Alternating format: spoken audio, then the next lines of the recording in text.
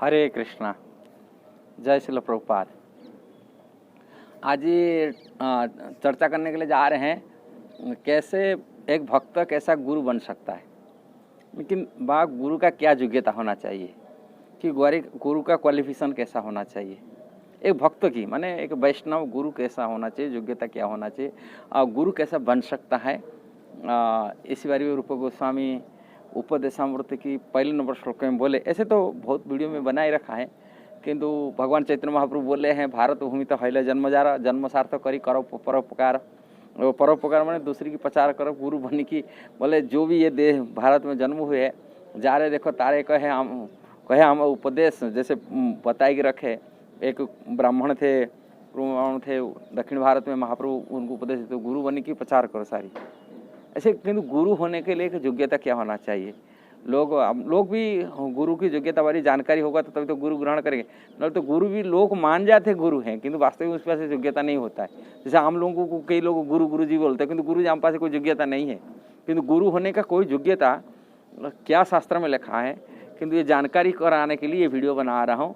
इसीलिए पूरी वीडियो को जानकारी लेना चाहिए, तो सुनना चाहिए, समझना चाहिए गुरु की क्या योग्यता होना चाहिए। हम किसी को गुरु मान लेते, ऐसे मानने से गुरु नहीं होता है। किसी की गुरु की योग्यता, गुरु भी कोई आजकल लोग भी ऐसा ही भी हैं, अपनी पूजा प्रतिष्ठा आशा से भौतिकी आकांक्षा जो भौतिकी प्रतिष्ठा आशा से वो गुरु बन जाते हैं, किंतु वो अपने पास कोई योग्यता नहीं है, किंतु वो अपनी अधपतन भी करा देते। इसी कारण से वो लोग को तो अपनी अधपतन हो जाता है गुरु की। गुरु नल जेल जाना पड़ता है, भक्ति तो पतन होता है, वो नरक भी जाना पड़ेगा। कारण गुरु अपना योग्यता यदि ठीक से नहीं है, वो गुरु बन के अपनी को पूजा प्रतिष्ठा के लिए, समाज में शिष्य बनाने के लिए, अनुयायी बनाने के लिए गुरु बन जाता है, समाज को गुरु के लिए अपनी को प्रस्तुत करता है, वो अपना गिरा देता है, अपने आध्यात्मिक जीवन को वो पतन उन्मुखी करा देता है। इसलिए उनको भी समझना चाहिए हम गुरु बनने के लिए हमें क्या होना चाहिए, क्या योग्यता होना चाहिए। इसलिए रूप गोस्वामी गुरु बनने के लिए योग्यतावारी में उपदेशामृत की प्रथम श्लोक में बताते हैं, वाचो वेगम मनसा क्रोध वेगम जीवा वेगम उदर उपस्थ वेगम एतान वेगान जो विषयत धीरा सर्वम अपिमांग पृथ्वी शिष्यात। बोलते पृथ्वी सारी पृथ्वी वो शिष्य बना सकता है। कौन व्यक्ति है? वो व्यक्ति कर सकता है जिनकी वाणी की वेग और मन की वेग और क्रोध की वेग, जीवा का वेग, उदर की वेग और उपस्थ की वेग, ये 6 वेग को जो दमन कर लिया वो पृथ्वी में शिष्य बना सकता है। इसलिए रूप गोस्वामी के कहने का यही है कि 6 वेग बारे में डिस्कस क्या वेग है। फर्स्ट बोलते हैं मन की वेग, नहीं वाणी की वेग। वाणी की वेग में वाणी का वेग क्या होता है, मैंने वाणी की कौन सा वेग हम क्या कंट्रोल, कैसे क्या कंट्रोल करा जाए। जो भगवत गीता में भगवान वाणी की वेग को वो तपस्या हिसाब से बोलते हैं, ये चीज़ को तपस्या में लेना चाहिए जिसमें वाणी उनका वेग को कंट्रोल कर सकता है। भगवान भगवत गीता में 17 अध्याय में करीब 15 नंबर श्लोक में बताते हैं वाणी की तपस्या, माने यही वाणी की वेग है, इसको कंट्रोल करना चाहिए। 17 अध्याय में भगवान बताते हैं अनुद्वेगम करम वाक्यम सत्यम प्रिय हितम जजत स्व अध्यायन आसन चैव बाव में तपोच्यते। बोलते ये ही है चीज़ को तपस्या के वेग, इसको कंट्रोल कर ले वो वाणी की तपस्या माना जाता है। यही वाणी की वेग क्या है, अनुद्वेगम उद्वेगपूर्ण वाणी। ऐसा कड़ुआ वाणी बोलते हैं, किसी बोलने को मन में भय पैदा हो जाता है, ऐसा वाणी नहीं बोलना चाहिए। भगवान बोलते हमेशा वाणी यदि अपने वाणी को कंट्रोल करना है, वाणी की वेग को कंट्रोल करना, हमेशा उद्वेग रहित वाणी बोलना चाहिए। अनुद्वेगम वाणी बोलते उद्वेगम। और हमेशा झूठ बोलना नहीं, सत्य बोलना चाहिए, और प्रिय बात बोलना चाहिए, मीठा बोलना चाहिए, और हितकारी वाणी बोलना चाहिए। ऐसे फालतू प्रजल्प बात नहीं करना, प्रजल्प नहीं करना चाहिए, उल्टा सीधा दुनियादारी की बातचीत नहीं करना चाहिए। हमेशा हितकारी वाणी बोलना चाहिए, हितेश्री वाणी वाला जिसका कोई काम में आए वाणी बोलना चाहिए, प्रिय वाला मीठा वाणी बोलना चाहिए, उद्वेग रहित वाणी बोलना चाहिए, सत्य बोलना चाहिए, और नियमित रूप से शास्त्र अध्ययन करना चाहिए। यदि शास्त्र अध्ययन करता है तभी शास्त्र में वो निपुणता होता है, शास्त्र द्वारा वो वाणी के वेग को कंट्रोल कर सकता है। ये वाणी की वेग है, ये जो कंट्रोल हो जाता है तभी वो गुरु बनने का लायकी वाली कहा जाता है, गुरु बन सकता है। तो फिर नेक्स्ट खाली वाणी की वेग ऊपर नहीं बताए, फिर मन की वेग बारे में बताते हैं। यदि मन की वेग क्या है, लोग जानते नहीं मन की वेग क्या होता है। मन क्या होता है, मन की वेग बारे में भगवान बताते फास्ट भगवत गीता में बताते मन की ये वाणी की तपस्या है, मन को कंट्रोल कर सकते, ये चीज करना चाहिए। मन प्रसाद सौम्यतम मौन आत्म विनिग्रह भाव संस्कृति ऋत्वते मान समुच्यते। भाव मन प्रसाद सौम्यतम मौन आत्म विनिग्रह भाव संस्कृति इति एतत् तप मानस उच्यते, मानसम उच्यते। ये मन के बारे में भगवान बोलते हैं, ये मन की तपस्या बारे में बताते हैं, ये मन की कंट्रोल कैसा कर सकते। फास्ट बताते हैं मन प्रसाद, मन प्रसाद माने मन असंतुष्ट रहता है, ये असंतुष्ट ही मन का वेग है। इसीलिए संतुष्ट होना, जिसकी मन संतुष्ट है हर चीज़ में, भोजन में संतुष्टि है, धन संपत्ति में संतुष्ट है, पति पत्नी में संतुष्ट है, विवाहित जो व्यक्ति हैं सो पति पत्नी में संतुष्ट हो जाता है, और पूजा मान सम्मान में संतुष्ट है। ये संतुष्ट व्यक्ति ही वो मन को वेग को कंट्रोल कर पाता है। जिसके असंतुष्ट व्यक्ति वो मन संतुष्ट नहीं, असंतुष्ट व्यक्ति मन वेग कंट्रोल नहीं कर सकता, वो गुरु बन नहीं सकता। थोड़े इसके बाद में मन प्रसाद सौम्य, तो सौम्य तो मतलब कपट रहित होना चाहिए। यदि कपट व्यक्ति रहता है वो मन उसका असंतुष्ट, माने मन की वेग कंट्रोल नहीं है, कपट रहित होना चाहिए।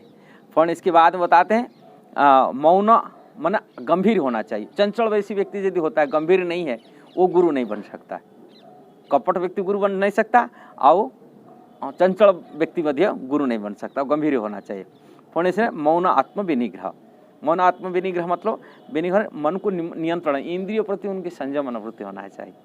मन जहाँ चाहता वो नहीं भाग जाना चाहिए, इंद्रियों को संयम मनोवृत्ति होना चाहिए। मन की अभाव संस्कृति माने शुद्धिकरण, पवित्र होना चाहिए। शौच माने पवित्रता, विचार रहना चाहिए, अशुद्ध विचार नहीं रहना चाहिए, विशेषकर कामों के विचार नहीं होना चाहिए। मन में यदि कामों का विचार रहता है वो गुरु नहीं बन सकता। इसलिए मन की वेग ये बारे में बताए के रखे। इसके बाद में विशेषकर क्रोध की बारे में बताए के रखे, बोले क्रोध की वेग, वाचो वेगम मनसा क्रोध वेगम, क्रोध जिसे के है वो व्यक्ति गुरु नहीं बन सकता। गुरु बनने के लिए एक योग्यता होता है जिसमें मन उसकी क्रोध रहित होना चाहिए। अक्रोध व्यक्ति यदि गुरु बनेगा तो प्रलय कर लेगा। इसलिए गुरु बनने के लिए जो योग्यता होना चाहिए सो क्रोध वेग की जानते, क्योंकि क्रोध में बुद्धि नष्ट हो जाता है, स्मृति नष्ट हो जाता है। वो माने भगवत गीता में जैसे दूसरी अध्याय में भगवान बोलते जैसे क्रोधात भय सम्मोह सम्मात स्मृति विभ्रम स्मृति भाषा बुद्धिनाश बुद्धिनाश प्रणश्यति, क्रोध के द्वारा ये उसकी बुद्धि नष्ट हो जाता है, वो उन्हें विचार शक्ति खो जाता है, वो गुरु नहीं बन सकता। इसलिए क्रोध वेग को कंट्रोल होना चाहिए, रूप गोस्वामी कहना है। इसके बाद में जीवा, जीवा तो दुनिया चीज खाने के लिए चाहता है, लालसा, जीवा की जिसकी कंट्रोल नहीं वो गुरु नहीं बन सकता। इसके बाद में जीवा में उदर, उदर ने जैसे हम लोग तपस्या आज फास्टिंग है, वो फास्टिंग रख नहीं पाता है, एकादशी है कि जन्माष्टमी है, उसको कंट्रोल होना चाहिए, उधर वेग को कंट्रोल कर सकता है। जीवा भी कंट्रोल, जीवा जैसा चाहता चटपटी खाना, इधर उधर खाना नहीं, केवल भगवत प्रसाद खाने की संतुष्ट होना चाहिए। और उधर भी आज जो भी व्रत आदि उपवास आदि उसको व्रत रखने, तपस्या करने संयम वृत्ति होना चाहिए। उधर में इतना नहीं होना चाहिए जीवा बोले नहीं ये तो आग जल रहा है, ऐसा व्यक्ति गुरु नहीं बन सकता। गुरु होने के लिए ये होना चाहिए उनको उदर वेग को कंट्रोल करना है। फिर इसके बाद में जिसकी जीवा वेग कंट्रोल है, जिसकी उदर वेग कंट्रोल है, वो ही व्यक्ति जैनेन्द्रिय वेग कंट्रोल कर सके। कारण जैनेन्द्रिय जो ब्रह्मचर्य यदि नहीं पालन करता है वो भी गुरु नहीं बन सकता। इसलिए गुरु को अति कम से ब्रह्मचर्य व्रत दृढ़ता से पालन करना चाहिए, ब्रह्मचारी होना चाहिए, ब्रह्मचर्य पालन कर, भले से गृहस्थ में क्यों नहीं रहे वो भी मध्यम ब्रह्मचर्य धारण करना चाहिए। ऐसे ही कामों के विचार से रहित होना चाहिए, इंद्रिय वासना इंद्रिय भोग में नहीं लगना चाहिए। यदि ये करता है वो गुरु बन सकता है। हमारा टॉपिक था गुरु कैसा बन सकता है और गुरु की योग्यता क्या होना सकता है, इससे शिक्षा से मिल सकता है।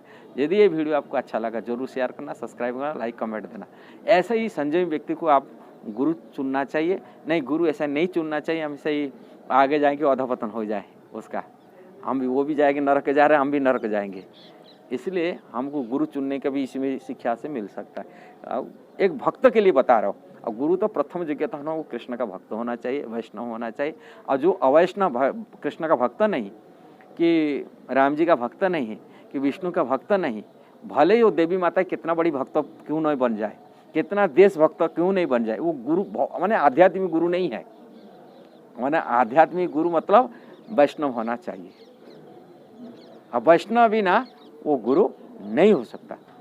कितने बड़े ब्राह्मण, सत्कर्म निपुण वेदा मंत्र विशारदा सोपच माने सब माने अवैष्णव सोपच अवैष्णव मंत्र तत्र विशारदा, माने एक ब्राह्मण घर में जन्म हुआ व्यक्ति भले ही मंत्र शास्त्र कितना विशारद व्यक्ति क्यों ना हो, यदि वो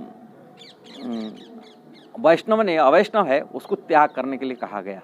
पद्म पुराण में ये कहेगा वो गुरु सोपच, चंडाल घर में जन्म हुआ व्यक्ति यदि वैष्णव है वो गुरु रूप में इसको ग्रहण कर लेना चाहिए, ये कहा। किंतु फास्ट तो वैष्णव होना चाहिए, अब वैष्णव होते हुए भी ये योग्यता होना चाहिए, इनकी ये 6 इन बे के ऊपर उनका कंट्रोल होना चाहिए, संयम मनोवृत्ति होना चाहिए, जिसमें संयम होगा वही गुरु बन सकता है। ठीक है, वीडियो यदि आपको अच्छा लगा जरूर शेयर करना, सब्सक्राइब करना, लाइक कमेंट देना। हरे कृष्णा, जय श्री प्रभुपाद।